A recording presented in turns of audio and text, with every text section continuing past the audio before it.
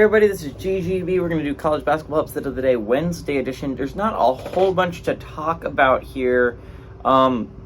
Yesterday we had two games happen with ranked opponents. One of them was an obvious blowout. Creighton was expected to beat Florida A&M by a lot. But Auburn and Baylor was a pretty close game for the majority of that thing, and Auburn looked like they were possibly going to pull off the upset for a large portion of that game. But Baylor ends up eking out a victory. And that means there were no upsets yesterday. 0, which means I get half a point. I would have preferred to get 1.5 points if Auburn had upset Baylor, but I'll take half a point. Now, this one is a big one today. 7 o'clock, we have number 10, FAU. Traveling to Loyola, Chicago. FAU favored by 6.5 on Barstool. It's a big game. It's a big game for me to look at my chances of hitting 4 points this week.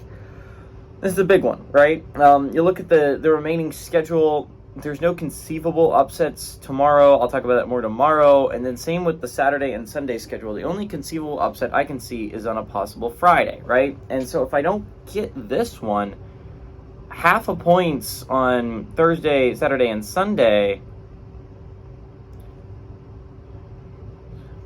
it's going to be 1.5. I'm only sitting at 2.5 points, which means I would need to clutch on Friday with the biggest upset of the day and just hope that there's no bigger upsets that happen that day and hope mine hits, actually. This is a big one. This would put me in a way better position. I would be sitting at 2 points. Yeah,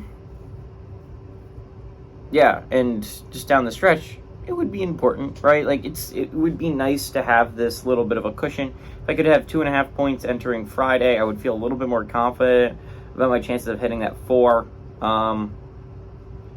This is a big game.